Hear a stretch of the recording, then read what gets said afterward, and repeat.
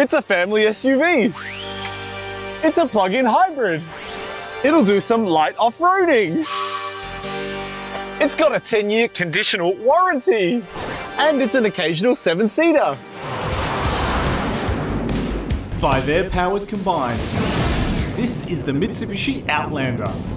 And just like Captain Planet, it's tasked with saving the world. Well, at least this brand's world. You see, that's because this is currently one of only 2 new Mitsubishi models still in production for Australia. So the Outlander needs to be a solid hit to keep the brand in the top 10 conversation. Well, it just so happens I've been living with this model for the last 3 months to see how it shakes out in those aspects and more. In this video, I'm about to run you through the good and the not so good about the Mitsubishi Outlander GSR plug-in hybrid. So by the end, you'll know whether you should consider this model or not. The power is yours. But first, let's just take a moment and let me set the scene. The 2024 Mitsubishi Outlander plug-in hybrid in this top-spec GSR grade is priced at a whopping $73,790 before on-road costs. It's no doubt a lot of money to spend on a family car, even if it has a cutting-edge powertrain, and made all the more obvious by the fact that you can get full EVs in the same class for less.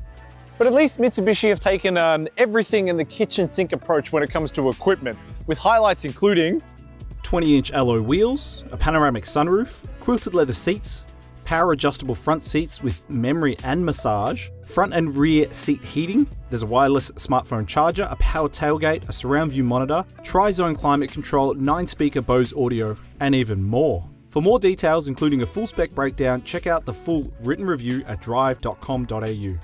It's a lot to spend on a new car for sure, but the Outlander GSR plug-in hybrid promises to blend the best bits of an EV and a family SUV into one convenient package. It'll also do off-roading, it's also premium on the inside, and comes with a long warranty for customer peace of mind. And with all of that in the mix, it's no wonder this Mitsubishi Outlander costs as much as some entry-level premium models. And besides, for customers that want to spend a little bit less, but still want that appealing plug-in hybrid powertrain, well, there are cheaper options in the Mitsubishi Outlander hierarchy available too. The ES 5-seater starts at just $57,290, but mid-size plug-in hybrid SUVs can be had for even less. There's the BYD C-Line 6 from $42,990, and the JQ J7 from just $47,990 drive away.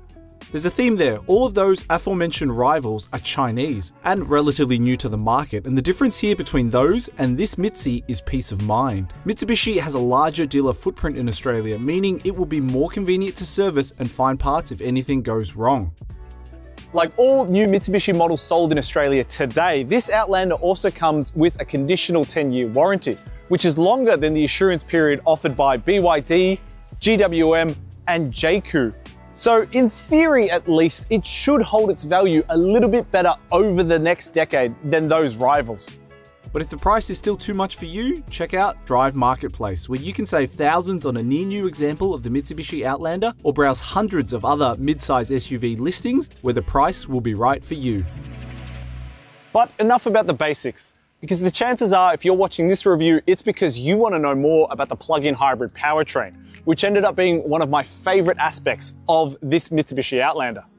Pairing a 2.4-litre petrol engine with dual electric motors, the Outlander GSR plug-in hybrid punches out a sizable combined 185 kilowatts and 450 newton meters. The 20 kilowatt-hour battery also enables a claimed driving range of 84 kilometers on a full charge, while a maximum 33 kilowatt charge rate also means a usable amount of distance can be recouped via an appropriate charger in a quick amount of time.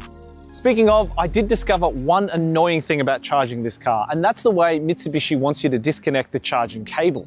In most other plug-ins and EVs I've tested, simply unlocking the car will allow you to disconnect the charging cable, or there will be a dedicated button found on the key fob or near the port. In this Outlander, however, you need to open the driver's door and hit a button near the steering wheel before you can remove the cable. It sounds like a minor annoyance, and it is, but over time, or when you're in a rush to get away or parked tightly against a wall or another vehicle, it can become bothersome.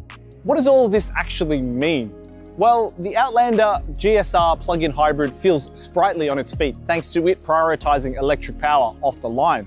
And with a full charge, the battery range will show about 80 kilometers, more than enough to cover my daily commute from home to childcare to the office and back again, with still about 25% battery remaining.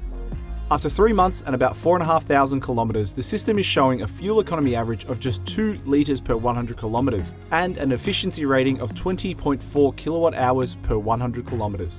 Now, of course, I've only managed to keep fuel consumption so low because I'm fortunate enough to be able to charge at home, and your situation will differ.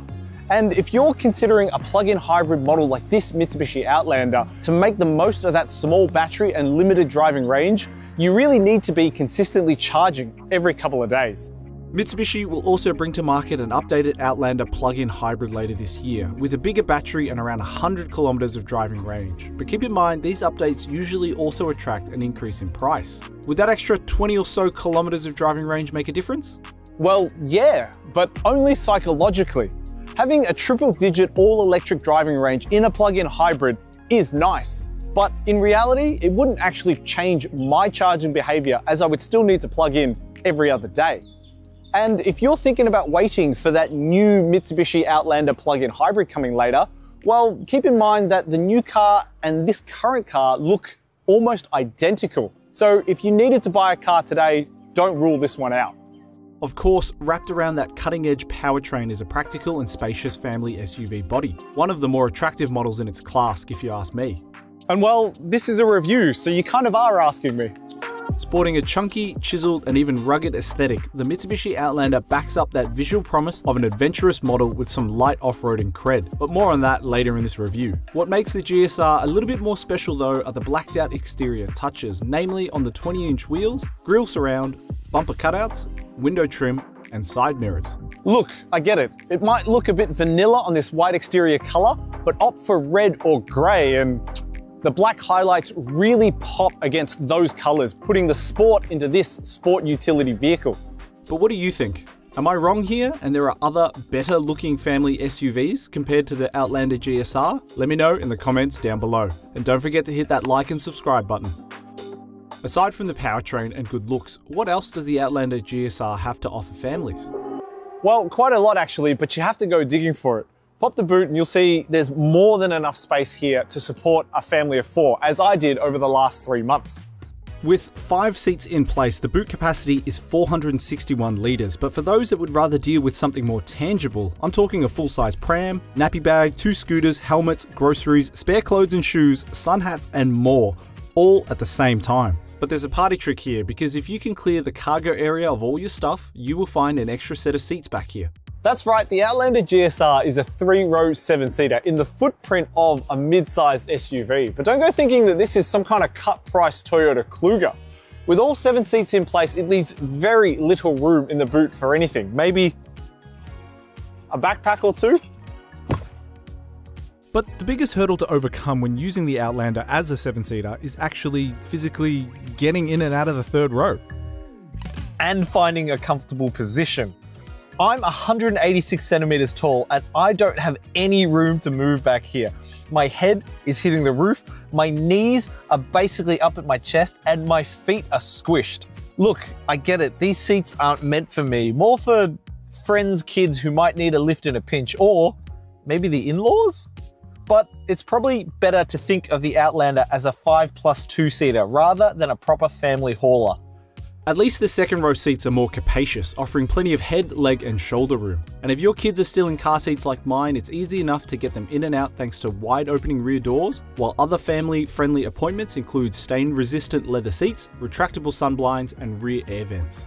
And of course, room in the front seat is, as you would expect, excellent. I mean, the seats offer plenty of adjustability, so almost anyone can find the perfect driving position for them.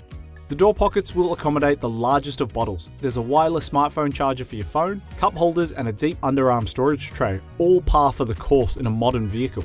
As for the fit and finish inside the Outlander's cabin, it's fantastic, thanks to soft touch materials and supple leather seats. All the controls from adjusting temperature to switching Bluetooth source is intuitive and easy to accomplish. But let me just draw your attention to this 9-inch infotainment touchscreen. I mean, it's got all the functionality that you would want in a new car, including inbuilt satellite navigation, digital radio, and Apple CarPlay and Android Auto connectivity. But just look at these chunky bezels. The updated Outlander coming later this year will upgrade this unit to a massive 12.3-inch unit, which also adds a new button layout and wireless Android Auto. But if you bought the car now, the infotainment, it's fine, but not flashy.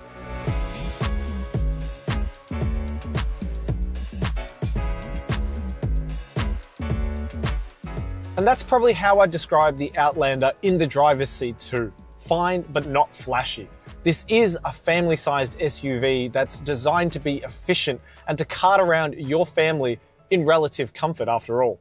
As a plug-in hybrid electric vehicle that actually prioritizes electric power off the line, the Mitsubishi Outlander feels quick enough when coming away from the lights. Keep in mind, it's not Tesla quick, and there isn't that sensation of being pinned into the back of your seat as felt in some other EVs. But what happens when you run out of charge with the battery? Does the Outlander just default to the 2.4-litre petrol engine that feels sluggish and slow in comparison? Well, the answer, much like the powertrain, is complicated.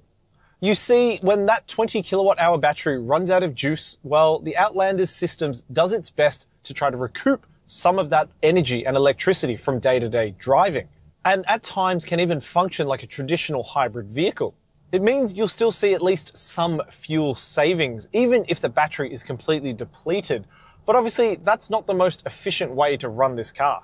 Drivers can also hit this button right next to the shifter to maximize regenerative braking, which tries to recoup as much energy as possible and feed it back into the battery. Now, keep in mind, it's not a one-pedal driving mode. You'll still need to hit the brake to come to a complete stop. But if you're miles away from a charger, at least you can recoup some level of electricity. Aiding all this is also the Eco Driving mode, one of 7 driving modes on offer through this dial selector. Of course, Eco mode is the one you want to be in if you want to get the most range out of this system, but there's also a Power mode if you feel the need for speed, and Normal, which is a good middle ground between the two. And with drive sent to all 4 wheels and Mitsubishi eager to spruik the Outlander plug-in hybrid's off-road cred with a series of ads featuring Russell Coight himself, the other remaining 4 modes help in this endeavor. There's tarmac, mud, snow, and gravel modes, as well as a dedicated hill descent control button that help in each specific scenario. In the last 3 months, I've managed to do a little bit of light off-roading in this Outlander, and I can happily report that as a monocoque SUV, this is one of the better ones when getting off the beaten path. Of course, it's never going to keep up with ladder frame chassis 4x4s, but at least the Outlander has got a little bit of light off-roading play to back up its rugged appearance. And with that long suspension travel helping when the going gets rough, on the black top, the Outlander is as comfortable and sumptuous as you would expect. Coupled with the near silent powertrain when running on electric power, it was comfortable enough for the kids and the wife to fall asleep several times during road trips in the last 3 months. So big thumbs up there. Steering, well, it's a touch light, which makes inner city maneuvering an absolute breeze, but a little bit more feedback and weight would be appreciated. And despite the near 2.2 ton weight, the Outlander is plenty handy around a bend too, offering plenty of grip and feedback from the tires and chassis. The Outlander plug-in hybrid hardly sets the world on fire when it comes to driving dynamics, but then again, no one is asking it to. This is a family SUV designed to be comfortable, serene, and easy to live with. And in my time with this car, I'm happy to report that Mitsubishi has nailed the brief there. The Mitsubishi Outlander plug-in hybrid promises to offer something for everyone and largely succeeds in all key areas. It's a family SUV with enough space and practicality to get the job done. It's a plug-in hybrid that can function in all-electric mode to help you save on fuel. The cabin offers up enough high-quality materials and cutting-edge technologies to feel even premium. The ruggedness and all-wheel drive traction means it can handle itself on an unsealed road. As a driver's car, there's not much fanfare or excitement, but that's to be expected of a car of this class. So the biggest hurdle this Mitsubishi Outlander GSR plug-in hybrid needs to overcome is whether or not you can swallow that steep $74,000 asking price. And look, after 3 months with this car, I can confidently say this Mitsi is better than the sum of its parts. And there are a lot worse family SUV options out there.